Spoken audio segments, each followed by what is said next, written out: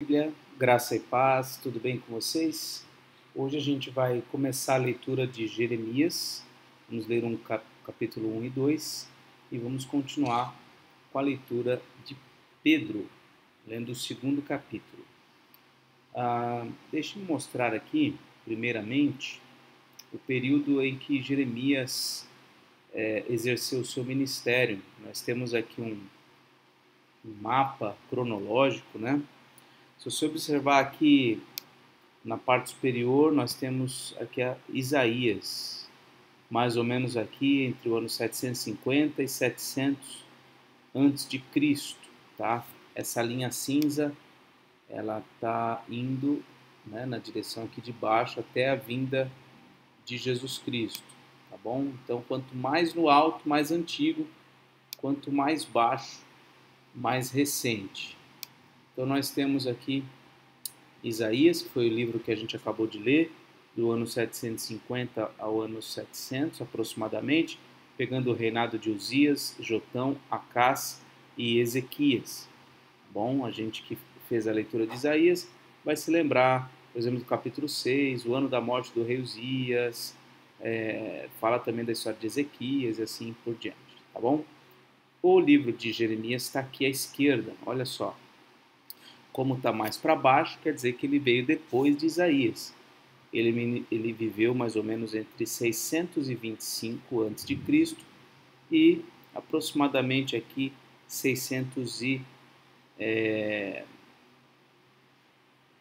580 aproximadamente, né? Então 580 mais ou menos aqui, deixa eu ver, 575 até 625, algo em torno de 50 anos, tá bom?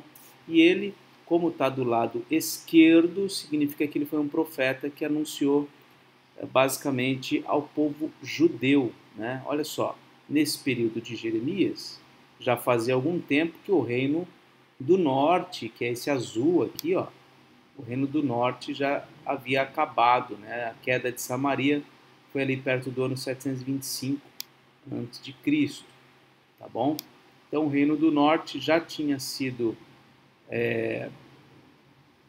vencido pela Assíria, Samaria já havia sido destruída e não existia mais, só tinha a parte de Jerusalém. E Jeremias, veja só, ele começa aqui no período do rei Josias e pega os dois últimos, o finalzinho aqui, o Jeoacás e Joaquim, ou Jeoiaquim, Zedequias, que são os nomes que depois mudaram, tem aquela confusão toda, né?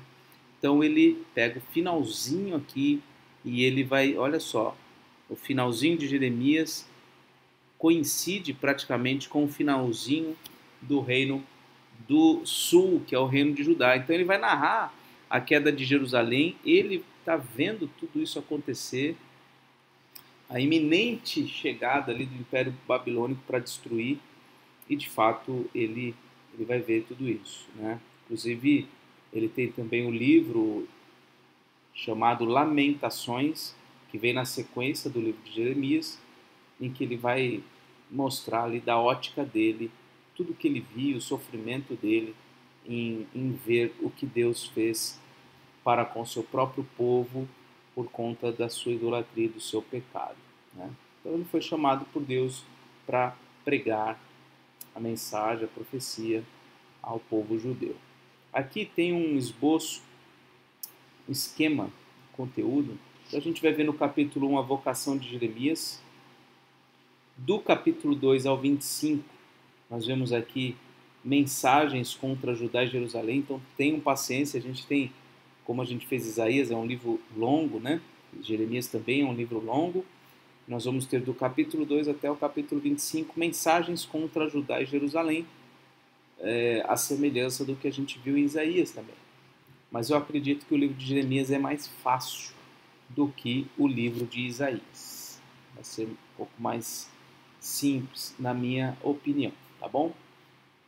Depois a gente vai ver do capítulo 26 ao 45 relatos autobiográficos e anúncios de salvação. Então ele vai contar algumas coisas da experiência dele ali com o povo e também os anúncios de salvação. Depois, do 46 ao 51, mensagens contra as nações pagãs. A gente viu isso em Isaías também. Não só profecias contra o seu próprio povo, mas também contra os povos pagãos. E por fim, o último capítulo de Jeremias nos conta aqui a queda de Jerusalém. Bom, então, esse é um profeta muito importante nessa história, que ele vai contar para a gente os últimos anos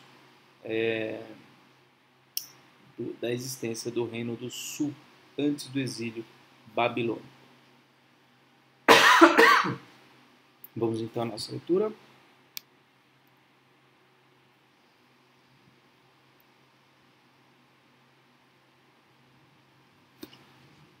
Palavras de Jeremias, filho de Ilquias, um dos sacerdotes que estavam em Anatote, na terra de Benjamim. Então, a gente já vê aqui que Jeremias era da descendência dos sacerdotes. A palavra do Senhor veio a ele no 13º ano do reinado de Josias, filho de Amon e rei de Judá. Veio também nos dias de Jeoaquim, filho de Josias, rei de Judá, até o fim do 11º ano do reinado de Zedequias, filho de Josias, rei de Judá.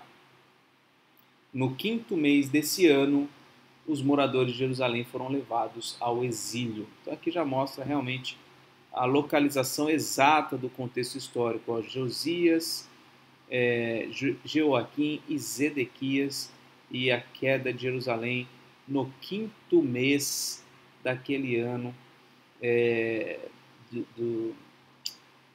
do primeiro ano de Zedequias. Né? No 5º mês daquele ano aconteceu o exílio. Versículo 4. A palavra do Senhor veio a mim dizendo: antes de formá-lo no ventre materno, eu já o conhecia, e antes de você nascer, eu o consagrei e constituí profeta às nações. Então eu disse: ah, Senhor Deus, eis que não sei falar, porque não passo de uma criança. Mas o Senhor me disse: não diga, não passo de uma criança, porque a todos a quem eu enviar, você irá, e tudo o que eu lhe ordenar, você falará. Não tenha medo de ninguém, porque eu estou com você para livrá-lo, diz o Senhor. Depois o Senhor estendeu a mão e tocou na minha boca, e o Senhor me disse: eis que ponho as minhas palavras na sua boca. Veja, hoje eu o constituo sobre as nações e sobre os reinos, para arrancar e derrubar, para destruir e arruinar, e também para edificar e plantar. A palavra do Senhor veio a mim dizendo: o que você está vendo, Jeremias? Respondi: vejo um ramo de amendoeira. O Senhor me disse: você viu bem, porque eu estou vigiando para que a minha palavra se cumpra. Outra vez a palavra do Senhor veio a mim dizendo: o que você está vendo? Eu respondi: vejo uma panela fervendo, cuja boca se inclina do norte para cá. Então o Senhor disse: do norte se derramará o mal sobre todos os habitantes da terra, pois eis que convoco todas as tribos dos reinos do norte, diz o Senhor. Elas virão, e cada reino porá o seu trono à entrada dos portões de Jerusalém, e contra todas as suas muralhas ao redor, e contra todas as cidades de Judá. Pronunciarei as minhas sentenças contra os moradores dessa cidade, por causa de toda a maldade deles, pois me abandonaram, queimaram incenso a deuses estranhos e adoraram as obras das suas próprias mãos. Você, Jeremias, prepare-se e vá dizer-lhes tudo o que eu ordenar a você. Não se assuste por causa deles, para que eu não tenha de fazer com que você fique assustado na presença deles. Quanto a mim, eis que hoje ponho você por cidade fortificada, por coluna de ferro e por muralha de bronze, contra todo o país, contra os reis de Judá, contra as suas autoridades, contra os seus sacerdotes e contra o seu povo. Eles lutarão contra você, mas não conseguirão derrotá-lo, porque eu estou com você para livrá-lo, diz o Senhor. Gente, que chamado impressionante, né? Deus chama Jeremias e diz para ele: eu vou colocar você como alguém que será inimigo de todos, e todos serão seus inimigos. Você vai falar contra todo mundo, e todo mundo vai ficar contra você.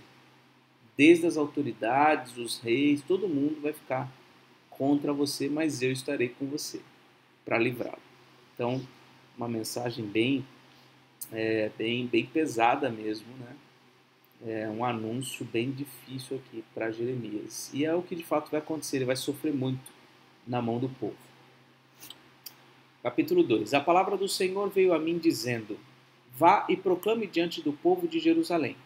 Assim diz o Senhor: lembro-me de você, meu povo, da sua afeição quando era jovem, do seu amor quando noiva e de como você me seguia no deserto, numa terra que não é semeada.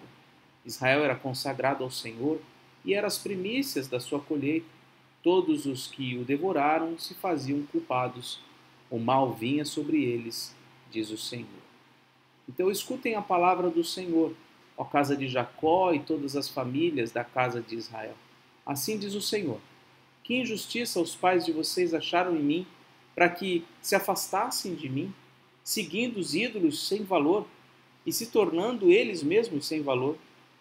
Eles perguntaram: onde está o Senhor, que nos tirou da terra do Egito e nos guiou pelo deserto, por uma terra árida e cheia de covas, por uma terra de sequidão e sombras de morte, por uma terra em que ninguém passava e na qual não morava ninguém? Eu os trouxe para uma terra fértil, para que vocês comessem o seu fruto e as coisas boas que ela tem. Mas depois de entrar, vocês contaminaram a minha terra e fizeram da minha herança uma abominação. Os sacerdotes não perguntaram: onde está o Senhor? E os que tratavam da lei não me conheceram. Os pastores se revoltaram contra mim, os profetas profetizaram por Baal e andaram atrás de coisas que não têm proveito algum. Portanto, ainda entrarei em litígio contra vocês, diz o Senhor, e até com os filhos dos filhos de vocês entrarei em litígio. Vão até as terras do mar de Chipre e vejam. Mandem mensageiros a Quedar e observem com atenção. Vejam se já aconteceu coisa semelhante. Houve alguma nação que trocasse os seus deuses, mesmo que não fossem deuses de verdade? Mas o meu povo trocou a sua glória por aquilo que não tem proveito algum. Fiquem espantados com isto, ó céus. Fiquem horrorizados e cheios de espanto, diz o Senhor. Porque o meu povo cometeu dois males. Abandonaram a mim, a fonte de água viva, e cavaram cisternas rachadas, que não retêm água. Por acaso Israel é escravo ou servo nascido em casa? Por que então veio a ser presa de outros? Os leões novos rugiram contra ele e levantaram a sua voz. Fizeram da terra de Israel uma desolação. As suas cidades estão queimadas e não há quem nelas habite. Até os moradores de Mênfis e de Táfnis reparam o alto da cabeça de Israel. Até os moradores de Mênfis e de Táfnis raparam o alto da cabeça de Israel. Por isso não aconteceu com você, porque você abandonou o Senhor, seu Deus, quando ele o guiava pelo caminho. Por acaso isso não aconteceu com você?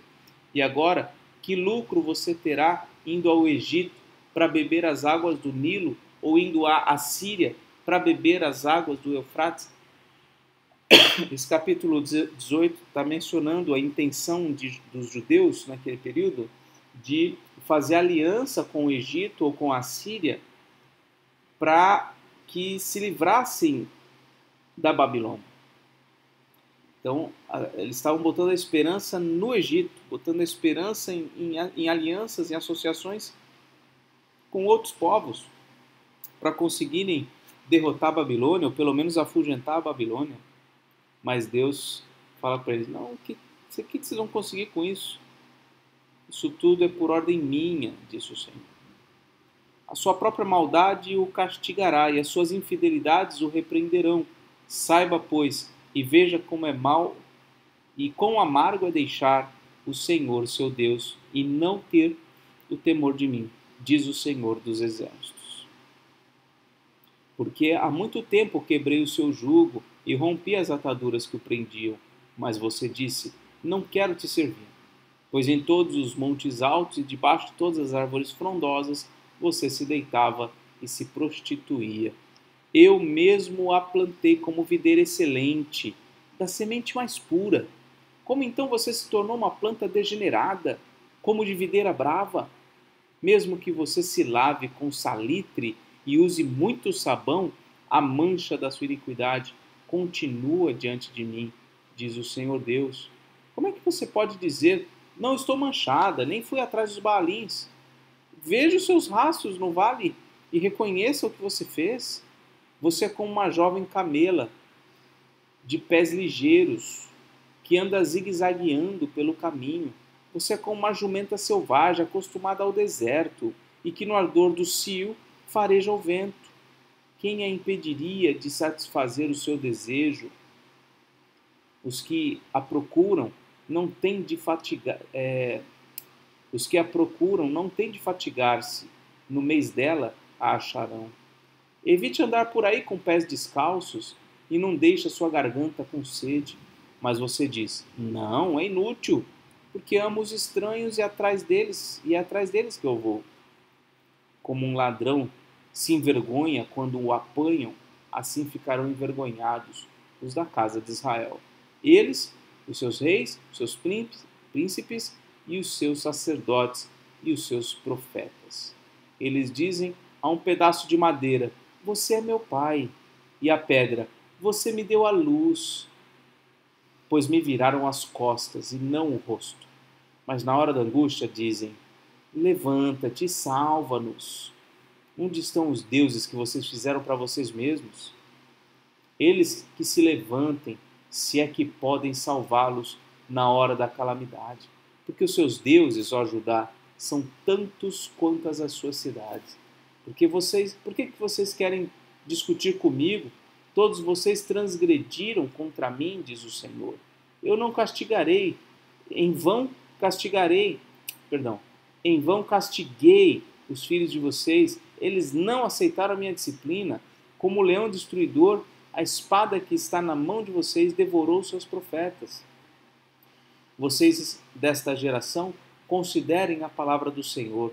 Será que eu tenho sido um deserto para Israel? Ou uma terra da mais espessa escuridão?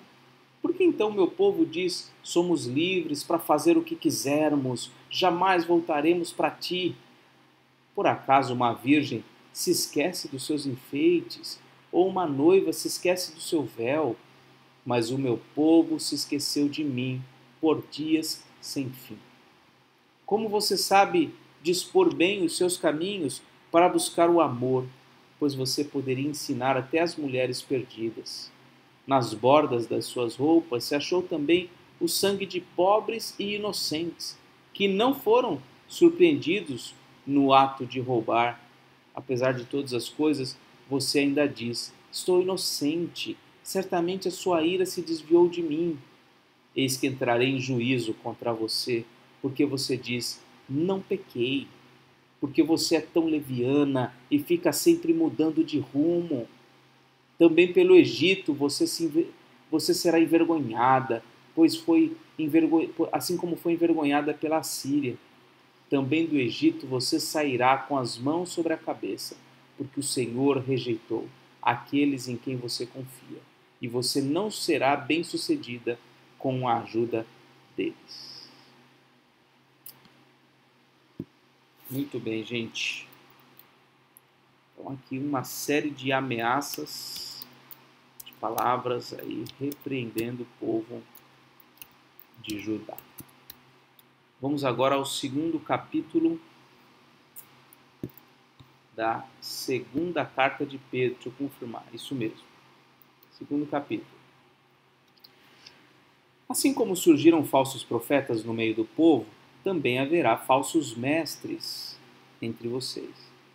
Eles introduzirão heresias destruidoras, chegando a renegar o soberano Senhor que os resgatou, trazendo sobre si mesmos repentina destruição. E muitos seguirão as suas práticas libertinas, e por causa deles o caminho da verdade será difamado. Movidos por avareza, eles explorarão vocês com palavras fictícias, mas para eles a condenação decretada há muito tempo não tarda, e a destruição deles não caiu no esquecimento. Pois Deus não poupou anjos quando pecaram, mas lançando-os no inferno, prendeu-os com correntes de escuridão, reservando-os para o juízo. E ele não poupou o mundo antigo, mas preservou Noé, pregador da justiça, e mais 7 pessoas, quando fez vir o dilúvio sobre o mundo de ímpios. E reduzindo a cinzas a cidade de Sodoma e Gomorra, condenou-as à ruína completa, tendo-as posto como exemplo do que viria a acontecer com os que vivessem impiamente. Mas livrou o justo Ló, que ficava aflito com a conduta libertina daqueles insubordinados. Porque esse homem justo, pelo que via e ouvia ao morar entre eles, atormentava sua alma justa, dia após dia, por causa das obras iníquas que eles praticavam. Assim, o Senhor sabe livrar da provação os piedosos e manter os injustos sob castigo para o dia do juízo, especialmente aqueles que, seguindo a carne, andam em desejos impuros e desprezam qualquer autoridade.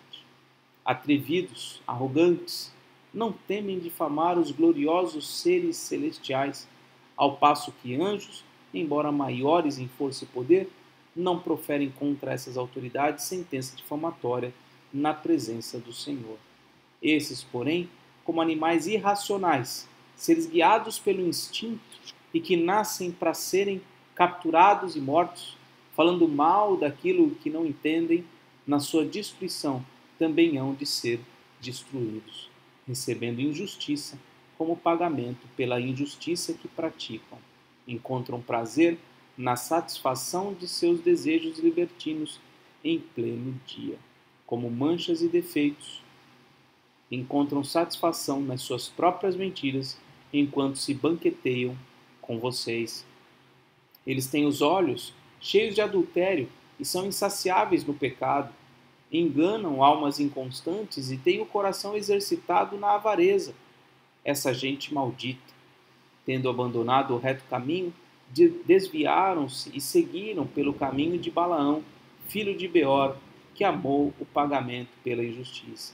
Mas ele foi repreendido pela sua transgressão. Um animal de carga mudo, falando com voz humana, refreou a insensatez do profeta.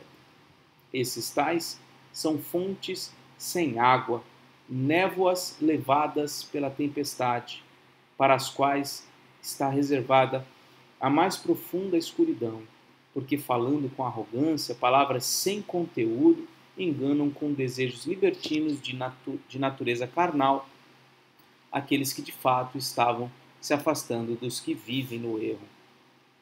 Prometem-lhe a liberdade, quando eles mesmos são escravos da corrupção, pois aquele que é vencido fica escravo do vencedor.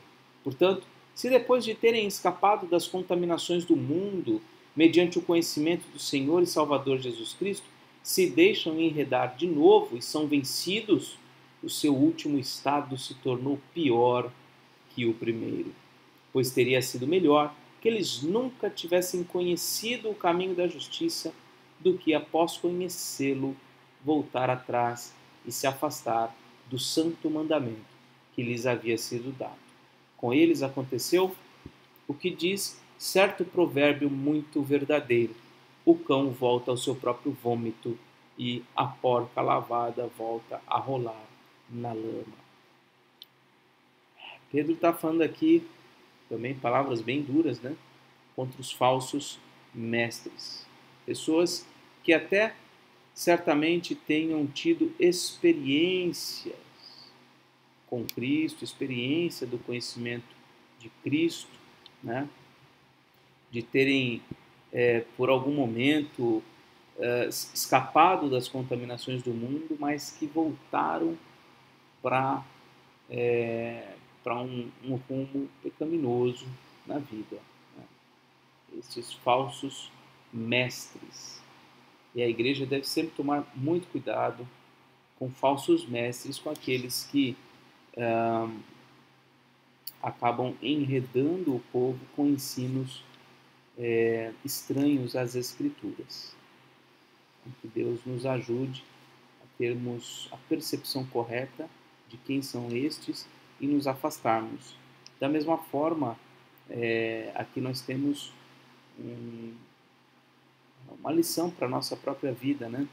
Uma possibilidade aqui de autoanálise da nossa própria vida em relação ao nosso estado diante de Deus, né? Se nós, depois de termos conhecido ao Senhor, de termos sido livrados de uma série de contaminações do mundo, se voltamos às práticas antigas. Vamos orar? Senhor nosso Deus, te damos graças, Pai, por termos iniciado a leitura de Jeremias, um livro longo que demandará bastante atenção da gente, e a gente vê, ó Deus, o chamado dele, um chamado para um ministério tão difícil, tão desafiador, uma série de mensagens contra o seu povo, quando se portou com rebeldia. Que o Senhor, ó Deus, nos fale ao coração ao longo de todo esse livro, Pai. Também a carta de Pedro, ó Deus, que nos alerta contra os falsos mestres, contra aqueles que, dizendo-se cristãos, acabam por viver uma vida de mau exemplo, de conduta corrompida e de ensinos falsos. O Senhor nos livre destes falsos mestres, Pai. Assim oramos em nome de Jesus. Amém. Muito bem, essa foi a leitura de hoje. Que Deus te abençoe, um forte abraço e até mais, se Deus quiser.